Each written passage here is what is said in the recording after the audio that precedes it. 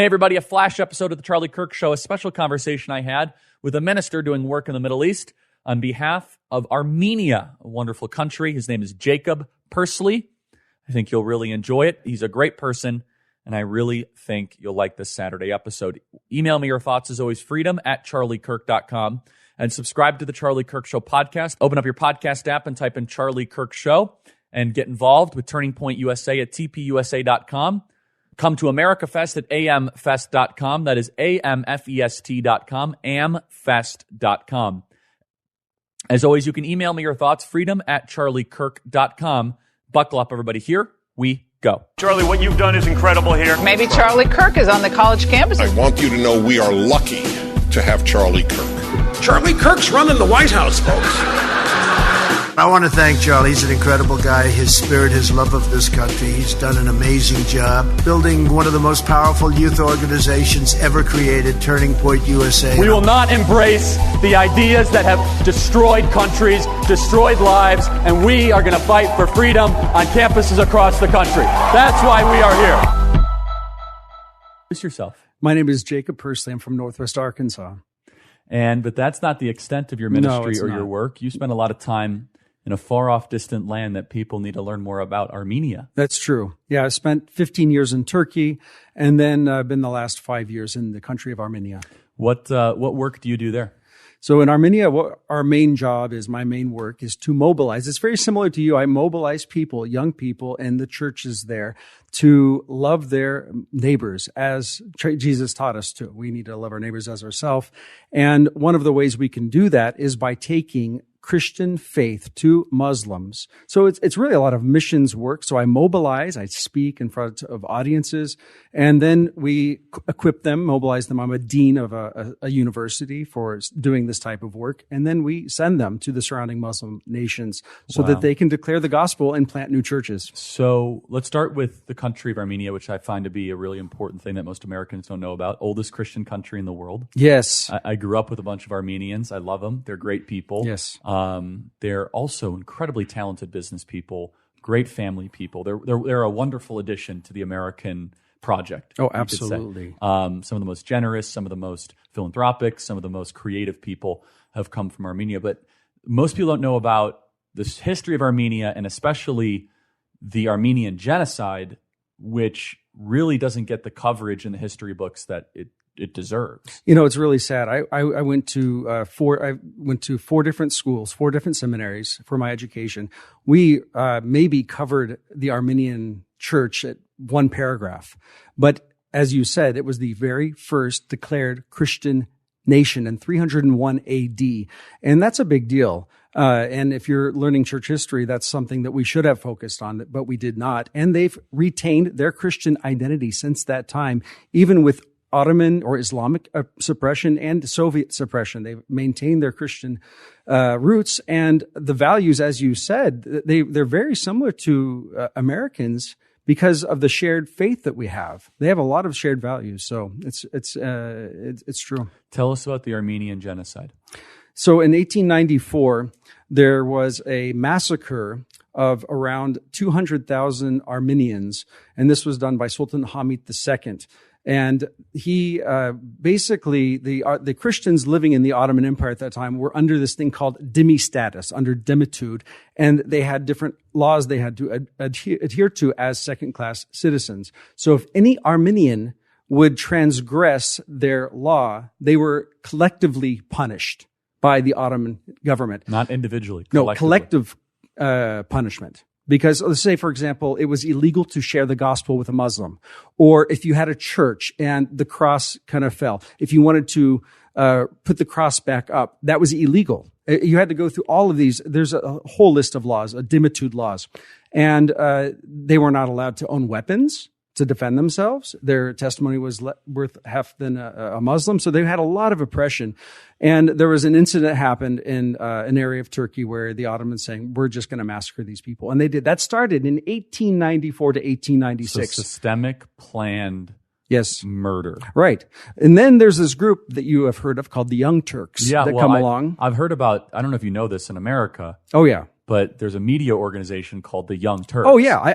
When I heard about them, get along very well. I was shocked, Kirk. I was like, That's like calling your organization the Nazi, Or the like- Hitler Youth. We're Nazis. It's that bad. Oh, it is that bad. So- Absolutely. And then this group, I was like, what is, are Americans just ignorant? We don't know Well, about this. Yes, I'm sorry. Americans kind of know. It's okay. And not to take too big of a tangent, Yeah. but that group, they're some of the nastiest left-wing commentators Yeah. that have a moral equivalent label of Hitler Youth. Yeah, it's too bad. Well, Is that right? Is that too far to say or no? well, are you talking about the original one? Well, that like started? the Young Turks. Yeah, the original Young Turks, they deceived the Armenians saying we want egalitarianism, we want equality, we want this and that. And the Armenians like, oh, look they're going to help us in our plight. Wow. And then they lied and they shifted, and they're the ones that initiated the true massacres that took place in 1915 to 1923, where they killed over 1.5 million Armenian Christians, but we cannot forget the Aramean. That's those that speak Aramaic, Which was and Jesus' also spoken that's language. exactly right. Yeah. Also the Greek Christians, and that's another 500,000. So we cannot exclude So them. let me just pause here, though. So these numbers,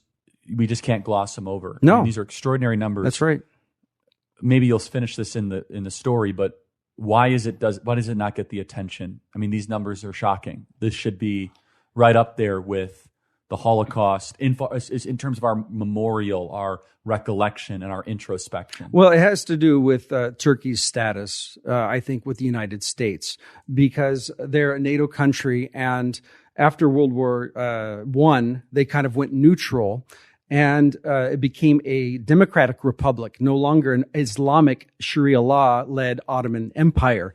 And so I think that there was a lot of things that happened in that time, so it wasn't really talked about in the United States. I would just say that would be that. But another thing, too, is that, you have to remember that Hitler actually said this when he was planning the Holocaust. He said, when he was in his council, this is recorded, you can go find this. The council said, we can't just do this like this. We can't just do this Holocaust. He said, well, who remembers the Armenians? Nobody remembers them today. So he used them as an impetus, as a reference point to do what he did to the Jews. But can you just finish the... Yeah, sorry. No, it's okay. No, it's great. The totality of the murder and the suffering, the senselessness the Turks did against the Armenians. Yeah, I mean, they did marches. They actually marched Armenians in the desert and killed them along the way. They marched them down to Deir Zor, Syria. And this is where Hitler learned to do gas chambers, because the Ottomans would put them into caves and put poison gas in the caves and massacre them in a mass execution. And I have actually seen some of these graves. I've been in Syria, I've been in Pakistan, I've been all over that region. And I remember one day I was with one of my friends in that region of Syria, and there was this huge mound. Then I saw bones sticking out. I saw a human skull and bones. I said, what is this? And he said, oh, these are Armenian graves. And I said, they're just sitting here like this? And nobody's done anything? He said, no, we haven't done anything. There was goats climbing on the bones of the Armenians in this region of Syria. It was horrible. Still there. So I mean, the crime scene is still there. What was the total number of people killed in the Armenian Genocide? I mean, if you start in 1894, there was sporadic massacres. There was also one in 1909 that happened in Adana, Turkey. You're looking at over 2 million, maybe 2.5 even.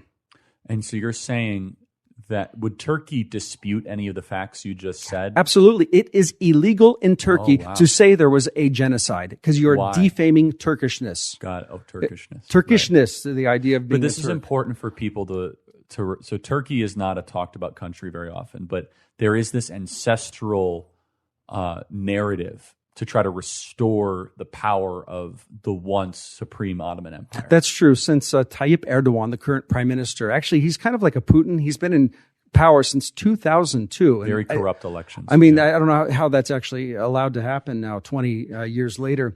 But he started Islamifying Turkey. And he started to say around 8 to 10 years ago, in 2023, we are going to change Turkey. And why is that significant? Because when Mustafa Kemal Atatürk, the founder of modern-day Turkey, he disbanded the caliphate. That's the succession of caliphs from Muhammad, the Muslim leader, right, up until that time. So from Muhammad up until Mustafa Kemal Atatürk, there was this line of caliphs that was unbroken. And all of a sudden, Atatürk just changed the Islamic world. And now he's saying, we're going to bring back this neo-Ottoman empire. And he's wanting to unite Turkey with Azerbaijan, with Turkmenistan, and he has this thing, even a portion of Iran, they call it the Turkish Golden Bridge, and that's the northern part of Iran that they want to take over. And this is common knowledge. This isn't conspiracy theory. Iran can't be in favor of that. Of course not. Yeah, okay. But the problem is the area that they want to take over, there are 20 million Azeri Turks living in that region. So it's very possible that it could happen because of the ethnic makeup in that region. So, if I'm not mistaken, Turkey uses the lira. Is that right? That's correct, yeah. Yeah, and it's crashed terribly. It's absolutely, I've never seen, it's 18 to 20 lira per dollar. I mean, the economy is crashing. People are in a crisis. Same in Iran. It is absolutely a nightmare there right now. Wow.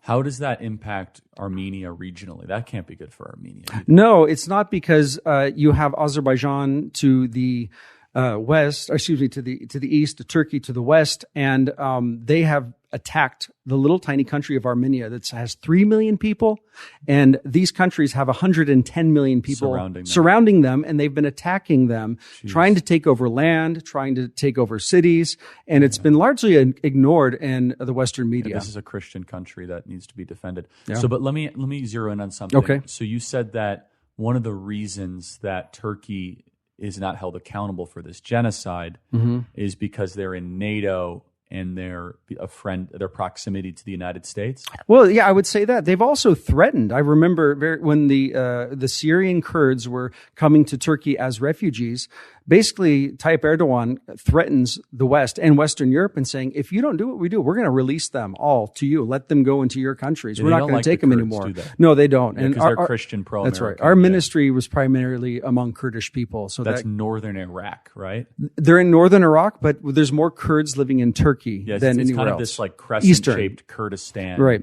That's right. Yeah. Very old tradition. Of course, that predated these that's right. country boundaries. Oh, that's right. Yeah. Well, and the Kurds, the Armenians, and the Persians were the original land owners, not the Turks. The Turks came from southwestern China, the Uyghurs, and so forth. Really? Absolutely. Yeah, we're talking about Seljuks, 13th century. Yeah. Okay, so, but I totally believe this, by the way, that the United States has made a major mistake in kind of making a deal with the devil of honoring Turkey's wishes to not talk about the Armenian genocide while they get some intelligence partner, I guess. Right. There's a lot of very sloppy, very sketchy things that are laundered through Turkey. Well, unfortunately, that's true. You know, they always say a stopped clock is right twice a day. Yeah. Well, it was right once a day with Biden, because he actually did acknowledge the genocide. I don't know if that was a gaffe, if he even knew what he was saying, but he did acknowledge it, but there was nothing to back up the acknowledgement. Yeah. And that's true, that there's been nothing, and we have an Air Force base there. But after living, we have an Air Force base in Armenia. In Turkey. Oh yeah, I believe that. In Turkey, we have an Air Force base there, and we also. This is one thing that I saw, is that I would watch the news. I read 6 newspapers every day when I was living in Turkey for 15 years. And I speak Turkish fluently, of course, Kurdish and Armenian. Yep. But when I would read the papers, they were like, get out of here, America. We don't want you. You are the enemy. They would say our top enemies are Israel, Germany, England, and America. Introduce your organization too for our people listening. Absolutely. I grew up in the PCA Church, Presbyterian Church of America, and I'm sent by my home church from Fayetteville, Arkansas, to the Middle East to proclaim the gospel. I'm also supported by many other denominations, and I love them all. And the thing that has united all of us Christian denominations is one thing: the mission, to spread and advance the kingdom of God through spreading the gospel and starting churches. So I work interdenominationally with so many churches. And so you say that you're seeing the gospel spread in Iran? Yes. Absolutely. You know, my PhD is in intercultural studies. It's another way to say missiology.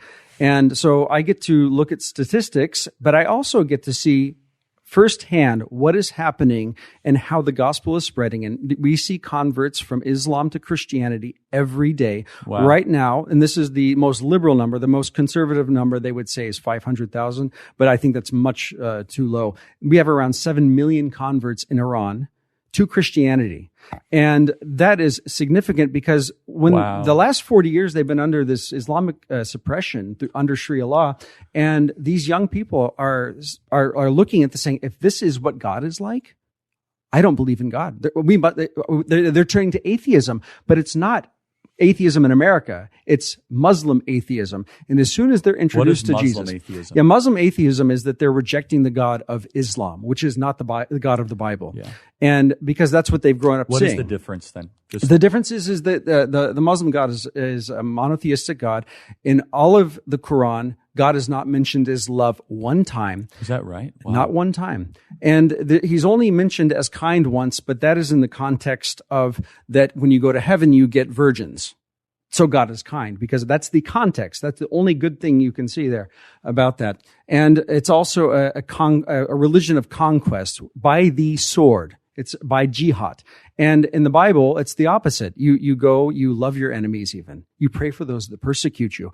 And Islam is the opposite. If you truly want to be a fundamental, conservative, real Muslim, then you're going to apply it the way that is. It's a God that requires submission. That's right. Right, which literally is what the word means. That's right. So you say, sorry, I interrupted you. You said Muslim atheist. Yes, so I call them atheists from a Muslim background. And what happens is they've rejected the Muslim God because they think, well, the Christian God must be the same, because they don't know. I mean, if it's illegal to convert from Islam to Christianity, it's a capital punishment in Iran, like it is in Pakistan. You'll be killed for it.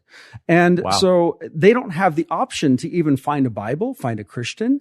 And so when they do, they're like, oh, this is not the God of Islam. This is a good God. This is a God of love. He even sent his son to die on the cross for our sins. He loved us that much. And it's his work, not our work.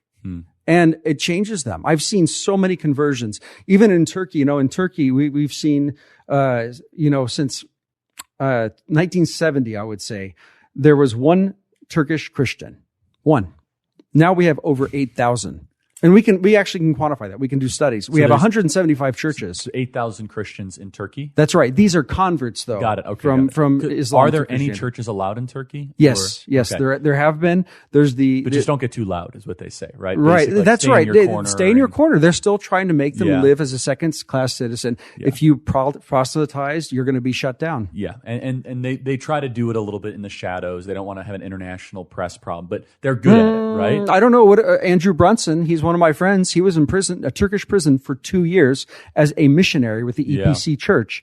And it took Trump to get him out. Obama wouldn't do a thing at that time. That's true. So in closing here, do you see hope for the gospel in the Middle East? Oh, absolutely.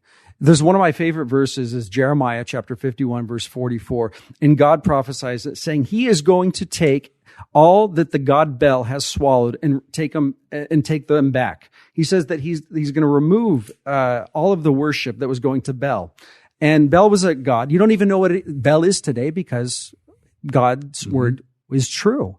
And I truly believe that as the gospel goes forth in these regions, and it's happening, that there's going to be a day that Islam is no longer remembered. And those that have been going to the false god of Islam, they're going to be taken back to the true God, Jesus Christ. And I see that happening wide scale. And this can be found on the internet. Anybody can study this. Your name and organization one last time. Yeah, my name is Jacob Pursley, and I'm not with an organization. How can people contact you or follow you? So I'm on Instagram at Ambassador of the King. I'm also on Facebook. They can follow me on Facebook and also on YouTube. So I have channels and God bless you. Do things. Thank you so much. The Lord's work. It's truly Kirk, great. I really appreciate it. Thanks so much for listening, everybody. Email me your thoughts, as always, freedom@charliekirk.com. Thank you so much for listening. God bless. For more on many of these stories and news you can trust, go to charliekirk.com. National Wreaths Across America Day is Saturday, December 17th. Join the mission to remember our fallen heroes, honor those who currently serve and their families, and teach younger generations the value of freedom. A $15 donation to Wreaths Across America sponsors a fresh, handmade balsam for a wreath from Maine with a single red bow. Visit wreathsacrossamerica.org to learn how to support a local participating program or sponsor a veteran's wreath. wreathsacrossamerica.org.